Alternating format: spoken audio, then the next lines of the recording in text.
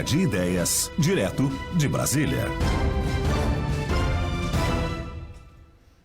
Ao vivo, direto de Brasília, Douglas Sandri, assessor parlamentar, que vai falar, num primeiro momento, sobre o pacote tributário do governo. E para quem está na live, interessante fazer o convite, você que está no ar, somente na rádio, quiser ver o Douglas com imagens ao vivo, em frente ao Congresso lá em Brasília. Tá com terno bonito? Tá com terno bonito, tem que ser, né, com gravata. Eu uma vez lá eu tive que sair para comprar terno, fui despreparado para Brasília.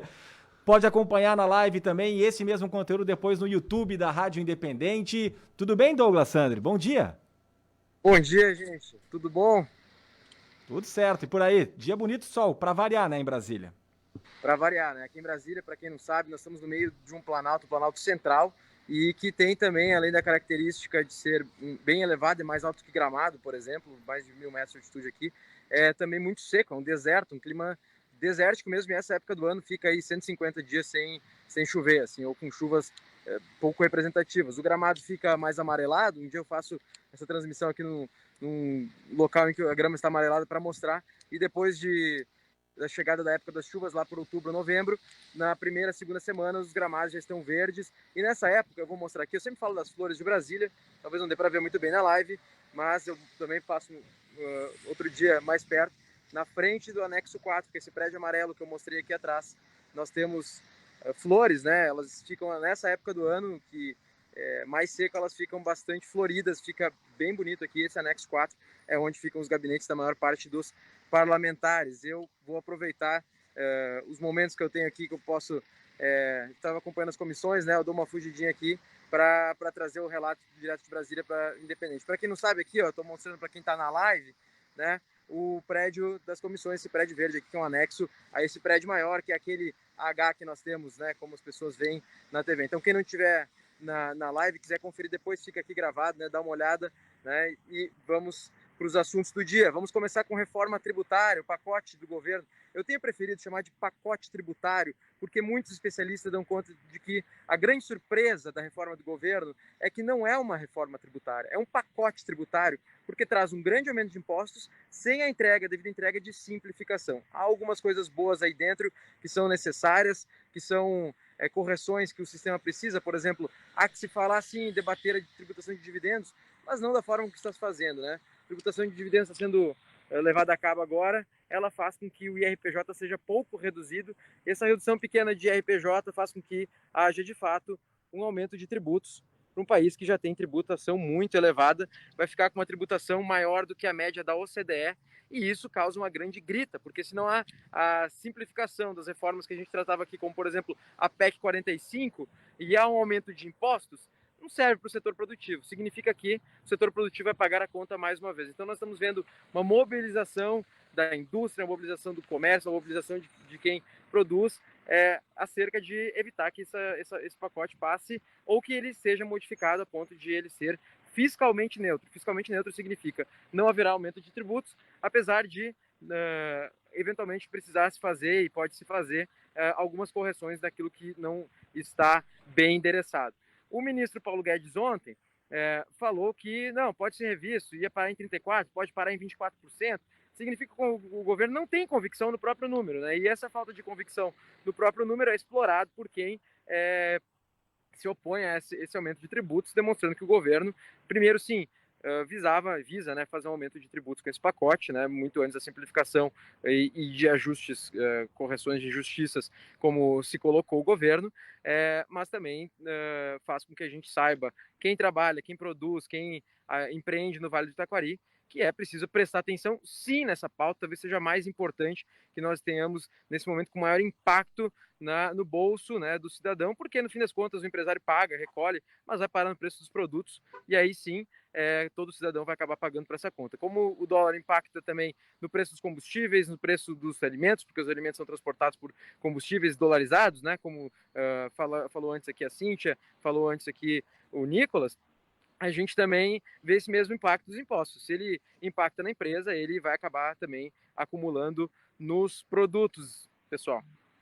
Muito bem, Douglas, e a gente tem acompanhado também à distância aqui a situação envolvendo a política nacional, CPI da Covid, o caso Covaxin e a própria questão também que tem um grupo muito forte defendendo o chamado voto auditável.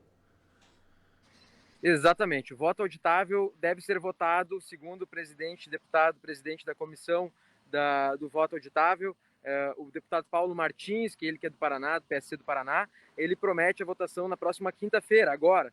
O que já se sabe é que é uma mobilização muito grande. O Tribunal Superior Eleitoral, o TSE, que tem muita influência nesse processo, porque acaba sendo muito ouvido, é contrário a uma possibilidade de voto auditável. Há muita crítica porque o presidente Bolsonaro acaba incluindo isso no seu discurso. Alguns dizem o presidente Bolsonaro só quer saber disso para justificar ou uma eventual derrota ou para aglutinar a própria base, parecido com Trump nos Estados Unidos. O fato é que, independente disso, independente das narrativas políticas, o voto auditável é um debate, sim, que tem que se ter para melhorar a nossa democracia. O Brasil é um dos poucos países no mundo que não dispõe de um sistema que pode ser auditado mesmo pelo cidadão mais comum.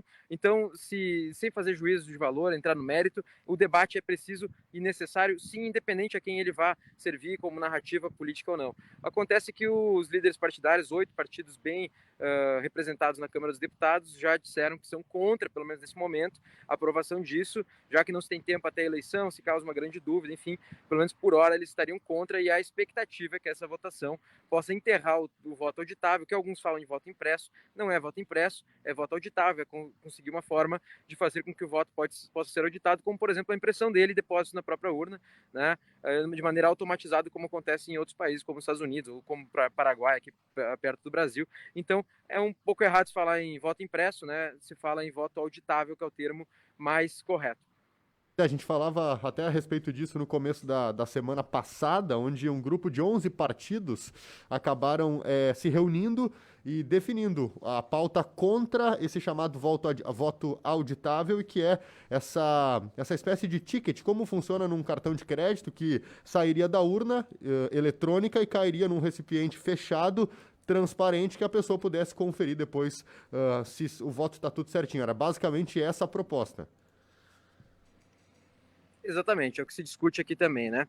Mas o que se discute mais aqui em Brasília, Nicolas, se fala muito aqui em Brasília, é do caso Covaxin, aquilo que se tornou já um grande problema para o governo. Há um caso de corrupção que parece estar começando a ter mais indícios de materialidade, com os depoimentos. Nós tivemos depoimentos dos irmãos Miranda, a gente já trouxe aqui no Direto de Brasília.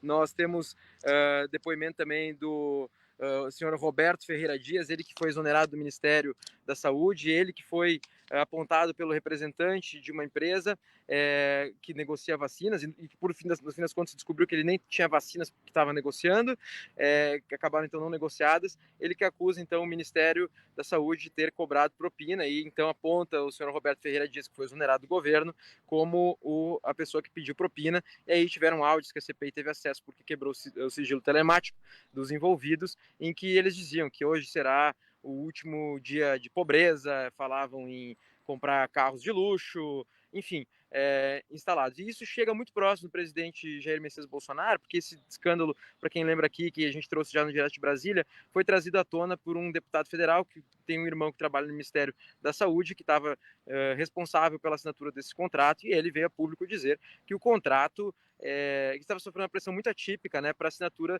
desse contrato de vacina, que tinha um intermediário, e esse intermediário é o que aponta a cobrança de propina. Acontece que o deputado Luiz Miranda teria ido, segundo ele, falar com o presidente Jair Bolsonaro, que há agora 12 dias não se pronuncia acerca desse assunto, não nega esse assunto, e lá ele próprio, o presidente Jair Bolsonaro, teria, segundo o deputado Luiz Miranda, apontado o líder do governo, Ricardo Barros, dizendo que isso era coisa dele, né? Como quem diz, ele teria capacidade de fazer isso dentro do Ministério da Saúde, ele que é ex-ministro da Saúde, inclusive, o deputado Ricardo Barros, que é do Partido Progressista do PP, e é líder do governo na Câmara dos Deputados. E aí a acusação que recai sobre o presidente da República seria de prevaricação. Prevaricação é um crime comum, não cabe impeachment nesse caso, porque crimes comuns não são os de responsabilidade, são os de responsabilidade que abrem um precedente para impeachment, como aconteceu com o ex-presidente Dilma Rousseff. O crime comum tem que ser investigado pela Procuradoria-Geral da República, o senhor Augusto Aras, que em um primeiro momento a Procuradoria se manifestou dizendo que não faria investigação, porque estava esperando acabar a CPI, e a ministra do STF, Rosa Weber, determinou que fosse aberto então um inquérito, e é o que está acontecendo. Concluído o inquérito, havendo motivos, havendo materialidade de que o presidente da República prevaricou, é submetida a denúncia, caso a Procuradoria-Geral da República decida assim, ao Congresso, para que ele determine se deve ser aberto a investigação e a denúncia crime contra o presidente da República no STF, que julga o presidente da República. Acontece que o crime de prevaricação significa não fazer nada ao saber de alguma irregularidade ou de um crime. E o que pode ter acontecido, o que se sabe, é que o presidente da República pode ter comunicado ao ex-ministro Pazuello sobre a desconfiança sobre essa alegação, o que faria com que o tal crime de prevaricação não tivesse ocorrido, e talvez seja esse o subterfúgio do governo. É o que se fala aqui em Brasília, portanto, a expectativa de que isso pegue de verdade no presidente da República hoje é mínimo. Há que se investigar, é verdade, há que se apurar, a PF dia a dia encontra mais evidências, mas a princípio o que se tem é mais ou menos isso desse assunto. Tá bom, Douglas, um abraço, uma boa semana para ti. Uma boa semana. Mais sobre o assunto, a matéria completa você acompanha em independente.com.br, me segue nas redes sociais.